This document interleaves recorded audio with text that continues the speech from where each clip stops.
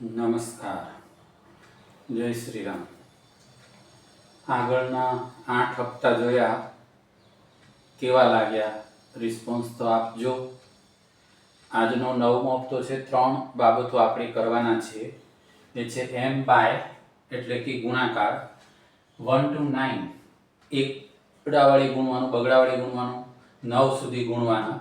અને શરત સામે એ છે કે સામેના ડિજિટ ઇક્વલ હોવા જોઈએ. ઇક્વલનો મતલબ સરખા, બે એક જેવા. દાખલા તરીકે 22 ગુણ્યા મારે 8 કરવા છે.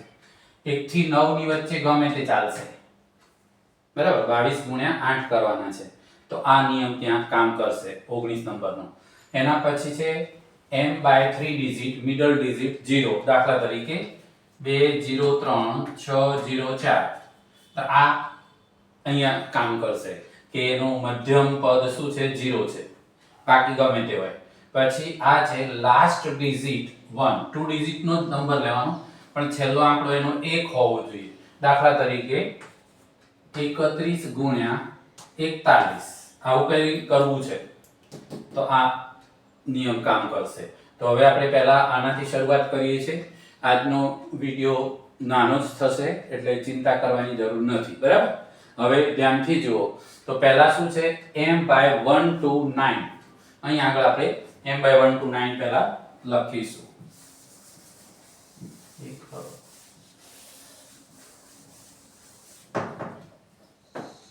90 નંબર છે. m by 1 to 9, 2 digit. ગમે તે વચ્ચેનો આંકડો ચાલશે, 2 ડિજિટ. આર ઇક્વલ એટલે કે સરખા હોવા જોઈએ, બરાબર. દાખલા તરીકે મેં હમણાં લખ્યો તો એ આંકડો યાદ નથી. ચાલો કઈ નહીં, યાદ આવી. 22 ગુણ્યા 8. તો આ આપણે કરવું છે. તો હવે અહીંયા શું કરીશું? કંઈ કરવાનું નથી. જે આંકડો પહેલો બીજો આ બે સરખા છે એટલે 8 દુ 16. એને 16 ને આવી રીતે લખવાના, વચ્ચે જગ્યા રાખવાની. અને એ જગ્યા જે છે એ આ બેનો સરવાળો કરીને લખી દેવાની. જવાબ થઈ ગયો. ક્લિયર? હવે ધારો કે 33 ગુણ્યા 9 કરવા છે, તો 9 તેરી 27. આ બેનો સરવાળો વચ્ચે મૂકી દો. 9 ખબર પડી ગઈ. 44 ગુણ્યા 7. ગમે તે આંકડા લો, આગળના આંકડા બે સરખા હોવા જોઈએ અને પાછળનો 1 થી 9 નંબર લેવાનો. હવે 1 2 3 વાળા તો મોઢે આવડે ગુણાકાર કરતા, એટલે આપણે નહીં લઈએ. મોટા આંકડા થોડાક લીધા. તો 7 ચોક 28. હા, અને આ બેનો સરવાળો 10 થાય એટલે અહીંયા આપણે આમ કરીશું. 10 નું મીંડું મૂકીશું અને બગડો અહીંયા ઉમેરી દીધો, બરાબર. આ ખાસ ધ્યાન આપજો. અહીંયા આપણે શું કરવી તે, તો આ બેનો ગુણાકાર જ્યારે મોટો થાય છે ત્યારે તો વાંધો નથી, ગમે તેટલો મોટો હોય. પણ સરવાળો 10 કરતા વધુ થાય તો બાજુવાળામાં એક આંકડો ઉમેરીને બધી કરીને લખવાનું. તો આ તો 19 નંબર, બરાબર. તો m બાય આપણે 1 to 19 કર્યું. ક્લિયર છે? ચાલો હવે મિડલ ટર્મ 0 કરો.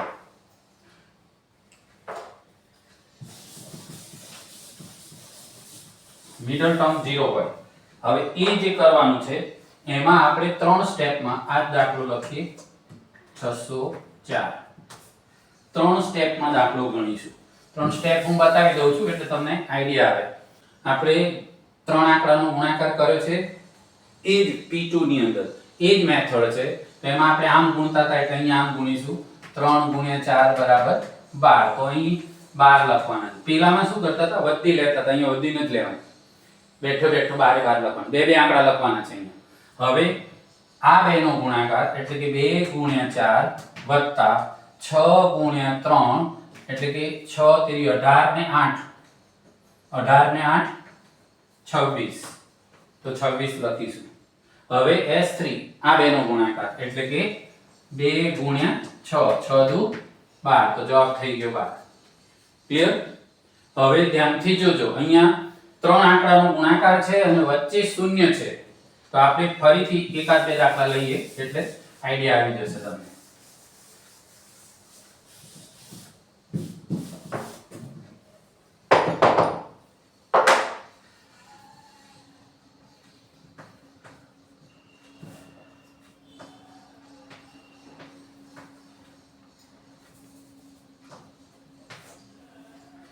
હા, 306 અને 208.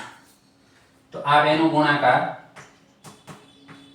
તો 6 ચોક 24 ક્રોસ ગુણાકાર 3 ગુણ્યા 4 વત્તા 6 ગુણ્યા 2 12 ને 12 24.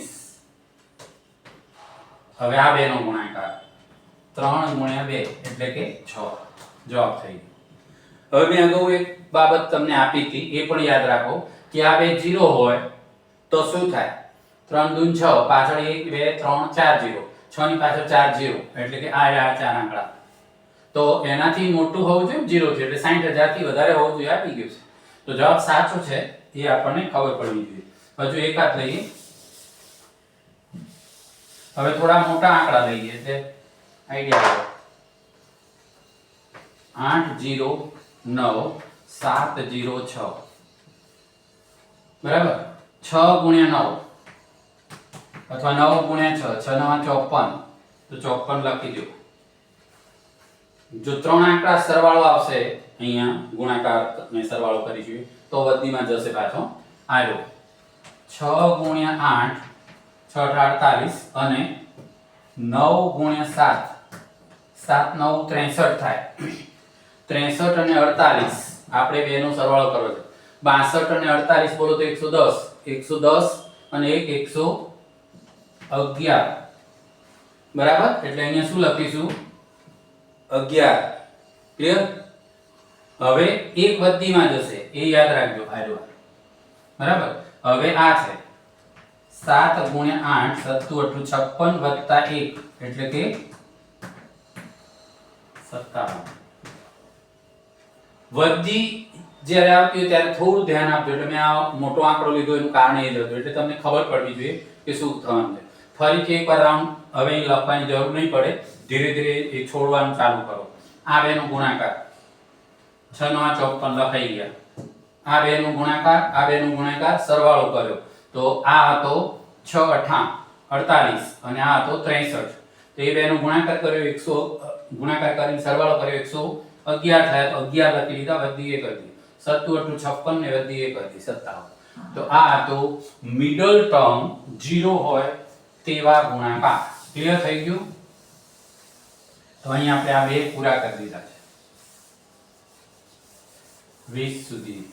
હવે 21 નંબર છે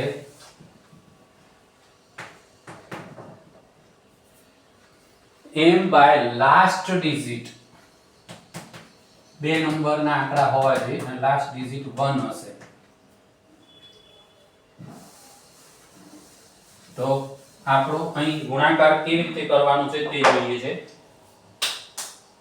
અહીં કોઈ પણ આંકડો આપણે લઈશું તો એક વસ્તુ ક્લિયર રાખજો કે જ્યારે જ્યારે ગુણાકાર કરવાના આવે ત્યારે થોડું મગજ તેજ રાખવું પડશે, નહીંતર ભૂલ થવાના ચાન્સ છે. તો હવે આપણે ગુણાકારમાં કોઈ આંકડો લઈએ.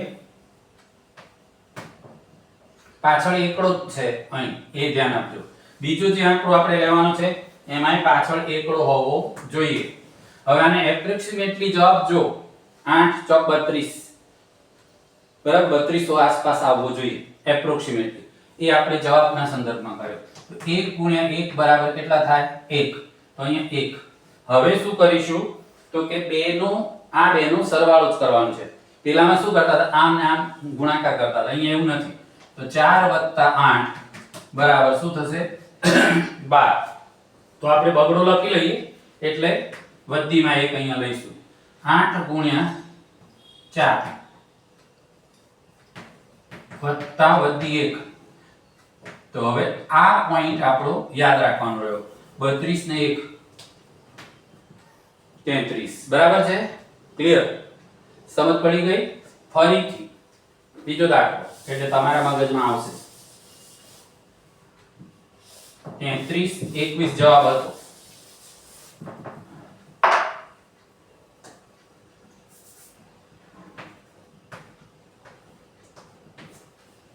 આનો જવાબ 1800 થી સહેજ ઉપર હશે. હવે જો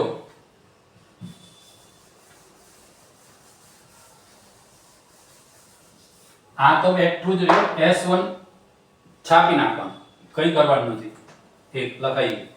હવે આ બેનો સરવાળો કરવાનો છે. વધી આવતી હોય મૂકવાની નથી આવતી અહીંયા તો, એટલે નહીં મૂકીએ. હવે આ બેનો ગુણાકાર કરવાનો છે. તો જવાબ થઈ ગયો. મેં કીધું હતું કે 1800 થી થોડું વધારે હોવું જોઈએ. 1800 થી વધારે છે.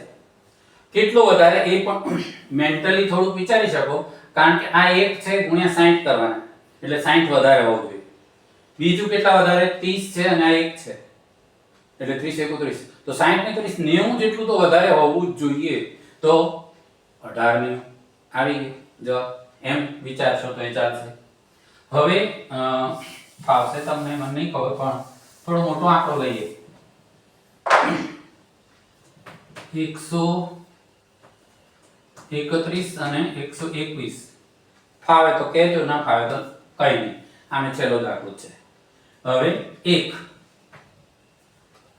બરાબર. હવે આપણે શું કરતા હતા? આ અને આ બેનો સરવાળો કરતા હતા. આ બે આંકડા જુઓ મોટા છે, સરવાળામાં તો ગમે તે આંકડા આપણને કઈ વાંધો નથી. તો 13 + 12 હું કરીશ, એટલે શું થાય છે? 25 નો પાંચડો જ લખીશ. અહીં 1 અને 5 આવી ગયા. હવે આ મોઢે આવડતા હોવા જોઈએ. 13 × 12 આપણે પદ્ધતિ અપનાવી હતી ઉપચયની રીત. 13 × 12 156 થાય, એટલે 158 અહીં મારે લખવાના છે. સમજાવી દઉં છું કેવી રીતે. તો ઉપચયની રીતમાં આપણે શું કરીએ? તો અહીંયા 3 ઉપચય અને અહીંયા 2 ઉપચય, તો 3 × 2 = 6. 6 જે હતા અહીં બધી સાથે આપણે ઉમેરી દીધું છે, એટલે પછી વિચારો. તો 6 જે હતા એ અહીં લખાઈ ગયા. આ બે આમાં ઉમેરી દો એટલે 15. તો 156 અને પાછળ 2 હતા એટલે 158. ક્લિયર છે? તો અહીં આપણો આ ત્રીજો પોઈન્ટ હતો, એટલે કે ટોટલ 21 મુદ્દા અત્યાર સુધીમાં આપણે ચર્ચા કરી લીધી છે. આવી પ્રેક્ટિસ એટલે મોટા આંકડાઓની પણ પ્રેક્ટિસ કરતા રહેજો, તો વધારે સમજણ પડશે. ફરીથી હવે મારે દર વખતે આ એક વાક્ય બોલવું પડે છે, સબસ્ક્રાઇબ કરજો. અરે બાપા, હવે કંટાળ્યો છું. તો આ વાક્ય હવે મારે ન બોલવું પડે એવું વિચારજો. તો સબસ્ક્રાઇબ કરો, ફોલો કરો અને બીજાને ખાસ મોકલો વિડિયો, જેથી કરીને જે લોકો સ્કૂલમાં ટીચર છે મેથ્સના, કોલેજમાં છે, કોલેજવાળા પણ સ્ટેટિસ્ટિક્સની અંદર મોટા મોટા ગુણાકાર આવે ત્યારે સાઈડમાં રફ વર્ક કરે છે, અથવા તો લોગ ટેબલ. હવે તો લોગ ટેબલના ઉપયોગ ઓછા થાય, કેલ્ક્યુલેટરના ઉપયોગ વધારે થઈ ગયા. તો એ બધું ન કરો, જાતે કરો. શરૂઆતમાં કદાચ ભૂલો થશે, મેં કીધું તેમ, પણ ચિંતા ના કરો. ભૂલો ભલે પડે, ધીરે ધીરે કરવાનું ચાલુ રાખો તો તમે કદાચ શક્ય છે કે આગળ વધી શકશો. બરાબર? તો અહીં આપણું આ પૂરું કરીએ છીએ સેશન. જય શ્રી રામ.